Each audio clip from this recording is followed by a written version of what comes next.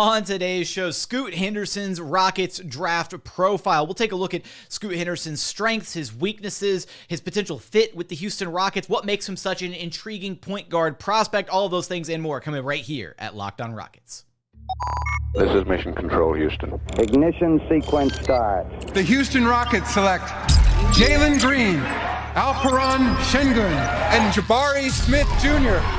T-minus 15 seconds. Guidance is internal. Every time I step on that floor, I'm coming. Hey, Houston fans, I am so happy. You're getting somebody who's going to come in with a chip on their shoulder, somebody who's going to come in and compete from day one. 6, 5, 4, 3, 2, 1.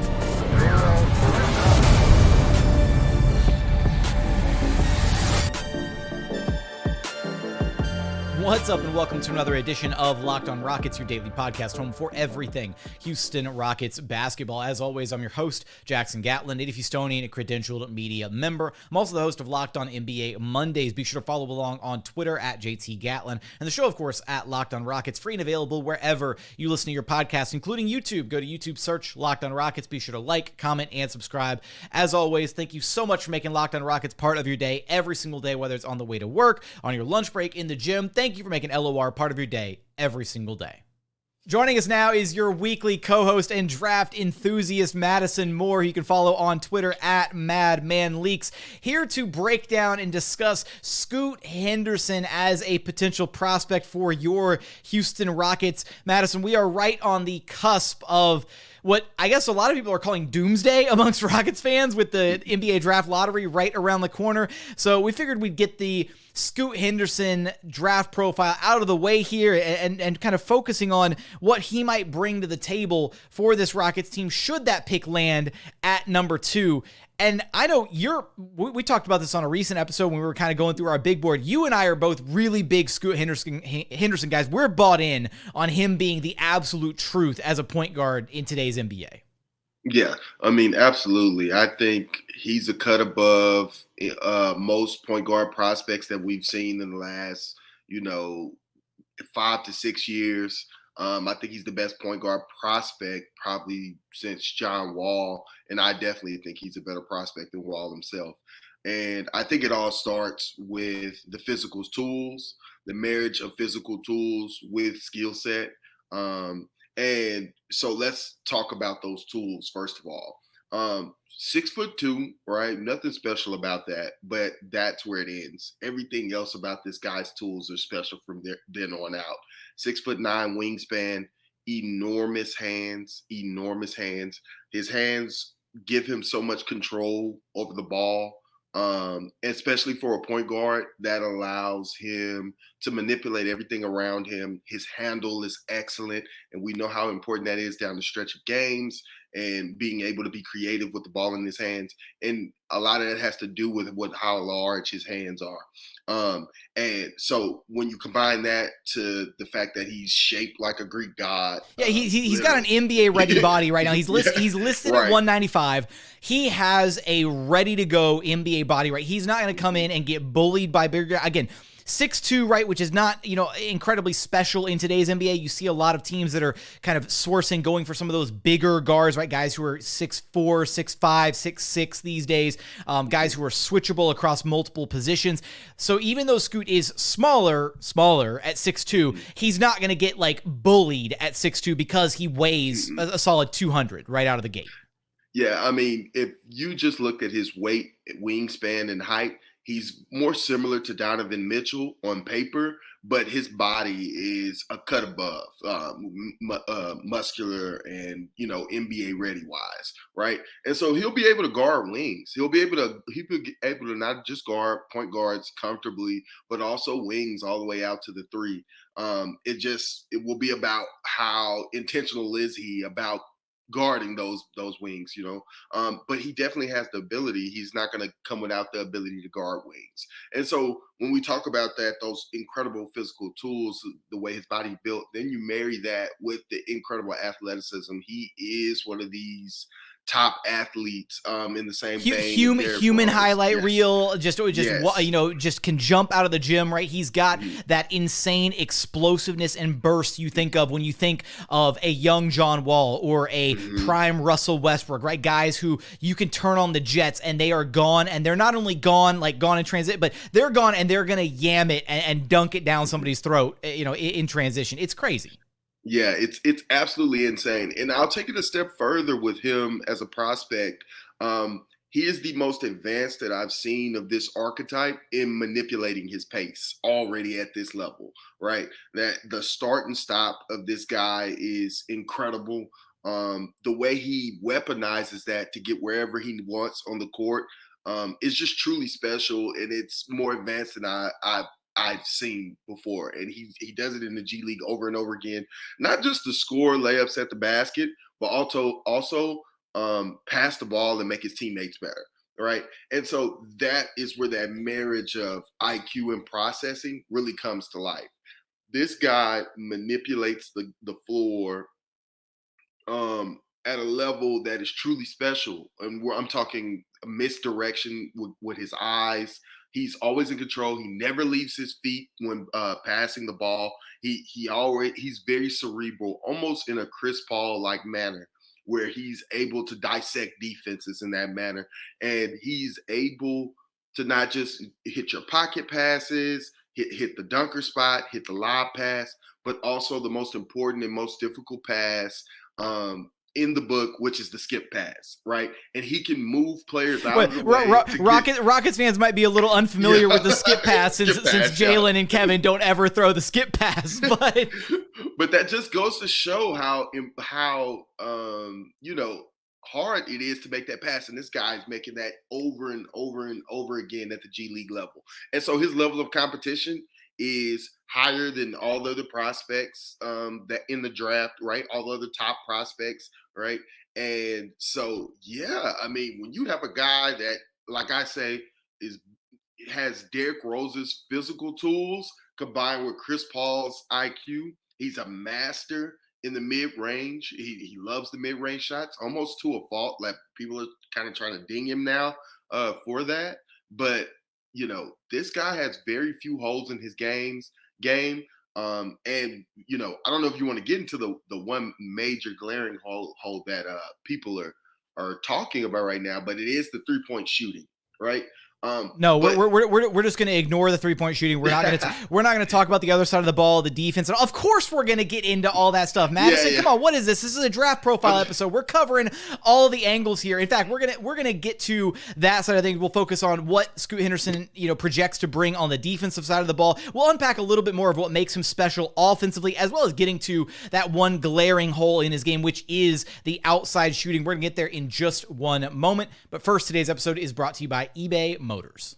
For a championship team, it's all about making sure every player is a perfect fit. It's the same when it comes to your vehicle. Every part needs to fit just right. So the next time you need parts and accessories, head over to eBay Motors. With eBay Guaranteed Fit, you can be sure every part you need fits right the first time around. Just add your ride to the My Garage section and look for the green check to know that the part will fit just right, or your money back. Because just like in sports, confidence is the name of the game when you shop on eBay Motors. And with over 122 million parts to choose from, you'll be back in the game in no time. After all, it's easy to bring home a win when the right parts are guaranteed. Get the right parts, the right fit, and the right prices on ebaymotors.com. Let's ride. eBay Guaranteed Fit only available to U.S. customers. Eligible items only. Exclusions apply. And continuing on here at Locked On Rockets, your daily podcast, home for everything Houston Rockets basketball. Be sure to stay tuned in throughout the rest of this week and moving forward as we go through the entire pre-draft cycle, focusing on all the different prospects that the Houston Rockets might be taking a look at, as well as handling the rest of our player reviews, breakdowns from this past season, all that good stuff. Now, Madison, before we go, because you're right, there aren't in a way, similar to Wemby, right? There are very few true weaknesses to Scoot's game, and I really do feel like it's basically the size element of 6'2", which we talked a little bit about when we went over the physicals, and the outside shot, which I have a little bit of I have a bit of a pushback on the outside shot thing that I want to share when we get to that spot, but I also want to just, re-emphasize that point that we kind of made in segment 1 about his feel for the game, right? I don't know if you felt this way or if you still feel this way. When you're watching a guy, I'm going to use Chris Paul as the example here. There's a level of comfortability and almost safety that a good point guard provides to his team when he's on the floor. And there's a feel that when Chris Paul is orchestrating an offense, whether it was during his time here in Houston or since then, his stops in OKC, Phoenix, wherever, he has this innate ability to just calm everything down on the floor, right? And the way that you use the word manipulate, which I think is beautiful, that's really what you see Scoot Henderson doing on a possession-by-possession basis. Is Scoot absolutely has the physical gifts. I think the one pushback that I would say that I've seen from Rockets fans or fans who are maybe not super invested in Scoot Henderson is, oh, well, he's only putting up 16 and a half points in the G League, right? Like that's like Jae'Sean Nix puts up better numbers than, yeah, because Jae'Sean Nix goes out there and just goes out there to dominate the G League. If Scoot wanted to, he absolutely could go out there and rack up 25 a night if that's what he wanted to do.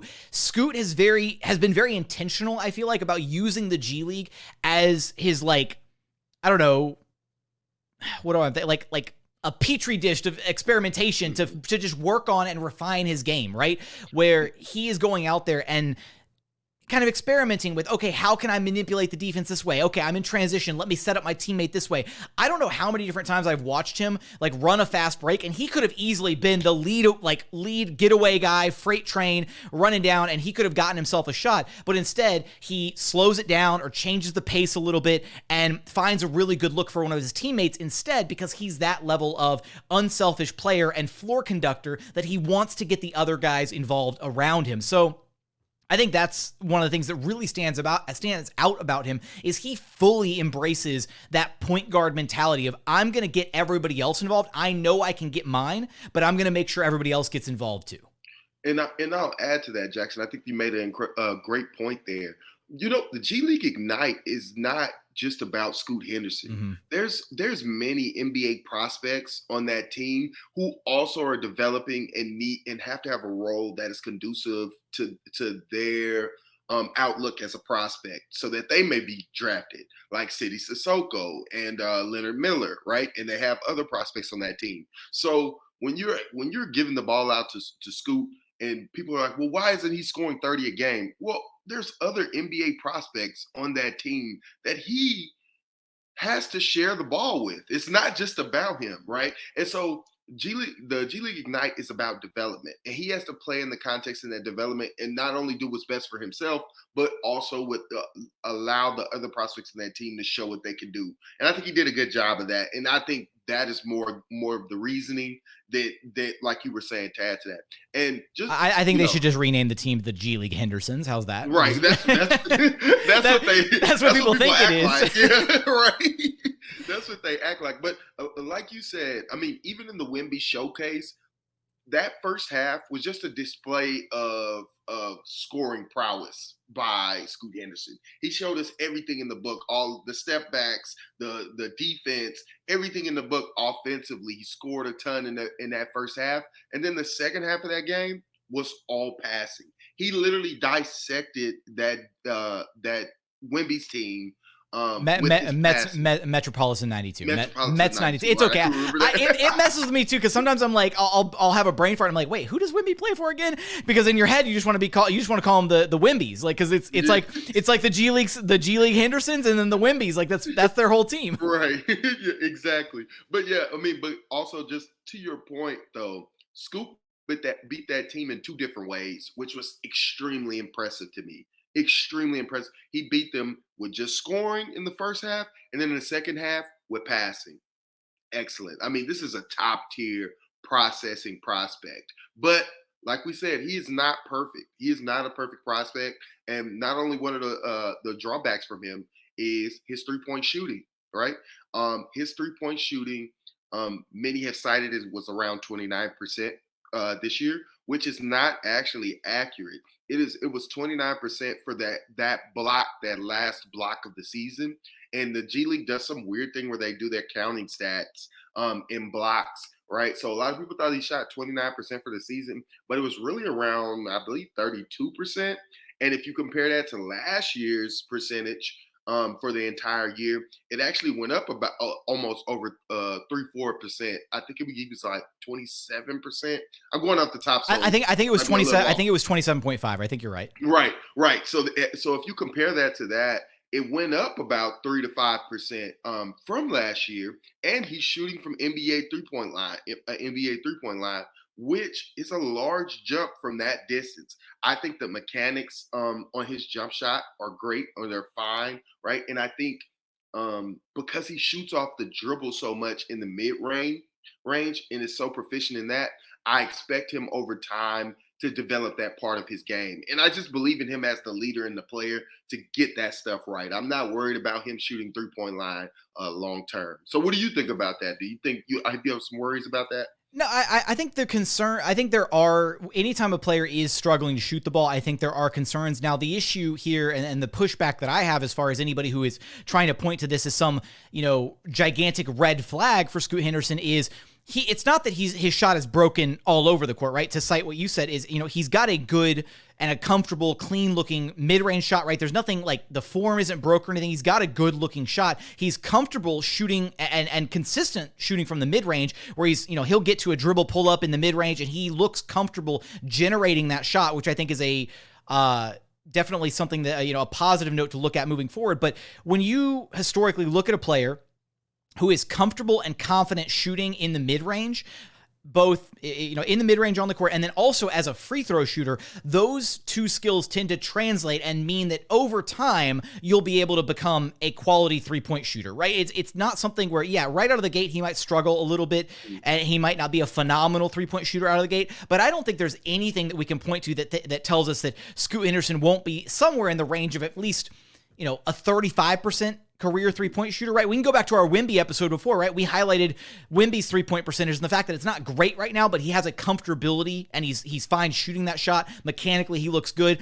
Given everything else that Wemby gives you as a player, as a prospect on the court, if all he gets to is 35% from three, that's incredible, right? Same argument for Scoot Henderson. Everything else that he provides to you as a player, if he just gets to 35% consistently from three, a place where he can where defenses just have to make sure that they're not playing off of him, right? Where he just keeps them honest.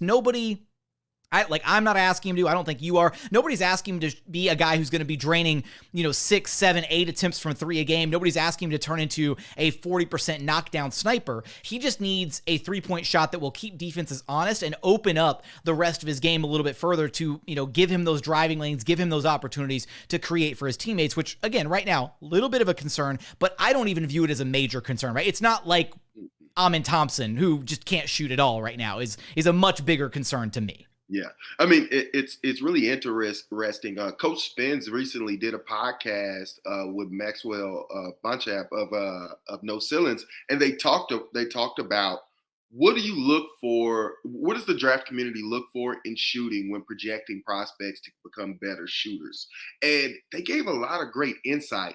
And a lot of those negative indicators that they spoke of, whether it be base, whether there be hitches in the jump shot, whether there be touch issues, none of them actually apply to Scoot Henderson. He actually has positive indicators that he will become a better shooter later on. And we shouldn't underestimate the length of the three-point line for young players. We just watched Jabari Smith go from being a 44% three-point shooter to struggling at the next level. We also watched Corey Kispert do it his rookie year, struggle his rookie year from three-point line. So that length matters, right? And one of the problems I have is no one really talks about Wemby. We talked about it, Wemby's three-point percentage, and bring that up. But as soon as Scoot has an issue, has an issue who's shooting from a longer three-point line, it's more blown out of proportion. But that is one of the drawbacks from Scoot. Actually,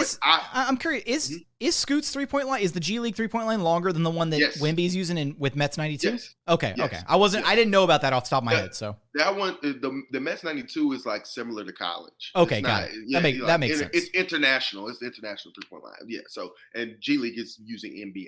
I think the only other league that has NBA is the OT.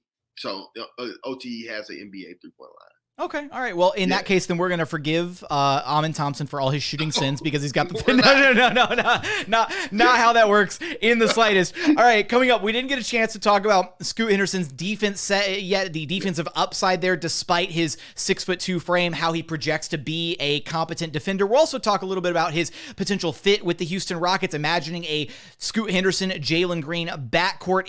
We'll get into maybe a couple more NBA comps. And of course, we'll hit a tankathon spin. The faded tankathon spin. Hopefully we do a little bit better than our last one. We're going to get there in just one moment. And final segment here at Locked On Rockets, your daily podcast, home for everything Houston Rockets basketball. Now, Madison, we'll shift to the defensive side of the ball here for just a moment. When you see, we talked about the physicals early on for Scoot Henderson, and I really do think given his raw mix of the physicals, the athleticism, all of that, right? He really does, I think, project to be a great NBA defender, even for the lack of size that he has, right? He's going to be a guy that I think you look at, in a way, it's almost like the same reasons that you looked at, say, like Josh Christopher, and you kind of thought, oh, like he might have some like Drew Holiday type defensive impact potential as like a point of attack defender, somebody who can clamp up opposing guards. Josh hasn't quite been able to put that together yet on the defensive side yet, unfortunately. Scoot, to me, he's got really good defensive instincts, I feel like, and he's got a motor where he tries on defense, right? He's a hard worker on the defense side of the ball, and that's something that, at the end of the day, you just can't teach, right? Like, if you want to be engaged and you want to be a good defender, you've got to be engaged on that side of the ball, and Scoot very much is on that side. Right, yeah, so I definitely agree with that. And I do think he has a great motor and he has great hands. His 6'9" wingspan allows him to blow up the passing lanes. He has great anticipation. He has really good hands to make a play on the ball. It's similar. Sorry, I don't want to cut you. It's similar to Alperen Sengun though, right? Like some of the processing that helps Alp offensively helps him on the defensive side. Players who just process the game faster than others tend to be able to use some of the same processing that helps them offensively, also helps them on the defensive side. And you can kind of see the way that Scoot reads things and reads the game offensively also helps him with the anticipation factor on the defensive end and being able to break up certain things. Right, exactly. I mean, I will say there is one drawback. I mean, he's not perfect on that end. I think his effort, like you said, he does have good motor at times, but it does go up and on off as a lot of young players who have primary offensive duties, right? A lot of times it's hard for young players to learn how to sustain both sides of the ball throughout the game, elite over the course of a series. So you do see areas where it wanes, that effort wanes up and down sometimes. And I think that is commonplace for young guys who are trying to learn how to play both sides of the ball. We see it with Jalen Green. What are you laughing at? No, I'm laughing because peek behind the curtain. I'm going to derail us for a split second here. Tari is a guy whose motor runs at 110 all the time, right? Ridiculous. I remember early this past season, it was like maybe November. I want to say it was like November-ish. I tried asking Tari a question about like, do you ever try to like conserve energy or something like when you're on the court? Like I did a poor job of wording the question, and man, he snapped at me. It was the most like awkward thing. He like hit me with a no. Why would I? Like, and I didn't have a follow-up. I was like, oh man, like I felt very dumb in that moment. And so that's why I was laughing, because we were talking about like young guys and learning how to like use their energy and like, the energy kind of waning over the course of I don't know. It made me think of that. Sorry. Peek behind the curtain of Jackson being a bad journalist. So, but yeah, I mean, for Tari though, it's different.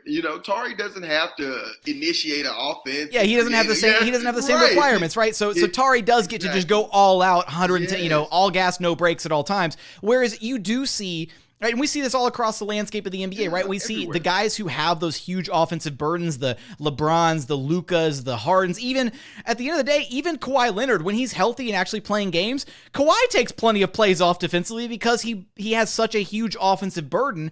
He'll clamp up when he needs to on the defensive side. And everybody knows he's capable of that. He's the claw. But nobody's expecting a guy like a Scoot Henderson who's going to be in charge of running an offense to be 100% locked in and dominant on the defensive side as well. That's just an unfair expectation. Right. It's a lot to ask of a guy with that type of offensive burden to give Cason Wallace, Marcus Smart level effort 24/7 on the court. But it's good to know that they can tap into that type of defensive upside when it matters most.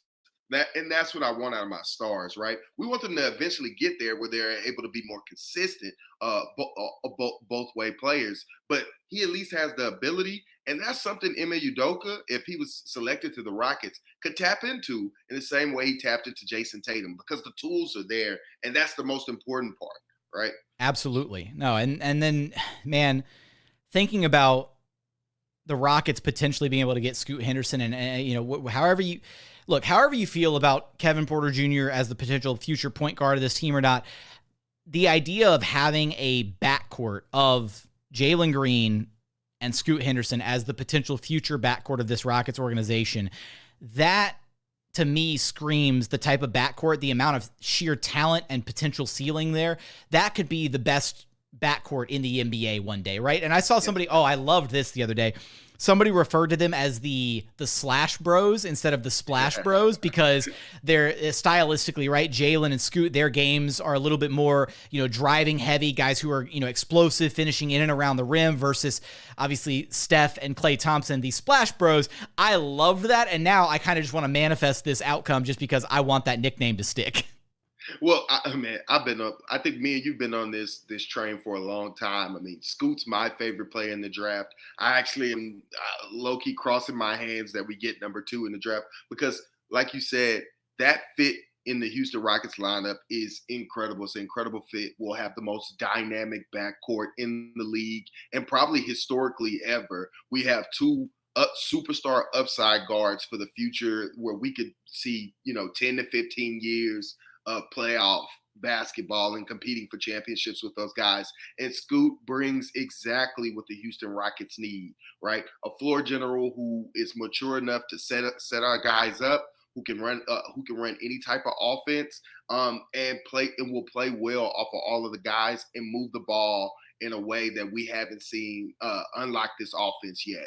And that is one of the number one needs we have on this Houston Rockets team is ball movement. And with his youth and influx of pace, right, I think he'll not only come in day one and be a very effective high-level basketball player, but he'll also make all the guys on the team better. Yeah, just he checks so many of the boxes of what this Rockets team needs. It's hard. Obviously, at the end of the day, at the top of the draft, you always go BPA, right? But it's so rare that you also find yourself maybe in a circumstance where not only is the best player available, if you're pick number 2, is also the best fit available for your team. This Rockets team, if you don't get Scoot in the draft, and if you don't go out and sign a James Harden free agency, then you're just kind of banking on, yet again, running the KPJ at point guard experiment back another year. And there might be a different version of it this next season if they do run it again, and Ime Udoka's the one running it, and we get a different version of KPJ, and maybe things look a lot better. I would still much rather bank on the future of the organization being in the hands of a backcourt of Scoot Henderson and Jalen Green rather than Scoot KPJ and Jalen Green, just because, again, the ceiling is that much higher. And when you think about how star-driven today's NBA is, you need to give yourself a chance at that type of player. And to me, when you look at Scoot's game, when you look at, again, some of the comps that we've thrown out there, right, the John Wall to his game, the Derrick Rose, Russell Westbrook, Chris Paul, some of the physical comps like a Donovan Mitchell type, you look at all those types of players, and those are all multi-year talented all-stars who have all, obviously Russell Westbrook's a bit more of a polarizing name in that bunch, but can't deny he's a future first ballot Hall of Famer, right? He's had a lot of success in his career. I think that Scoot, though, kind of embodies so many of the different really positive qualities of those guys all in one player. That's what makes him such a unique prospect. I remember I don't know if it was with you or we did like this exercise the other day, and you even said earlier that you think he's the best point guard prospect that we've seen since John Wall. So you would take him over a John Morant, right? Because I think yes. I would. Yeah. Yes, absolutely. Like, I think we basically did this exercise of like, okay, going back in all these drafts, like where would you take Scoot Henderson? And I think we went back like a handful of drafts, and I think it like pretty much across the board, we were like over the last like 4 or 5 different drafts, like I would take Scoot number 1 over many of the last number 1 overall picks. Like I'd take him number 1 over, let's go last year. I'd take him over Paolo. I would take him over Cade. Yep. I would take him over Ant. Ant becomes a little bit closer. I think Ant is the one true close one.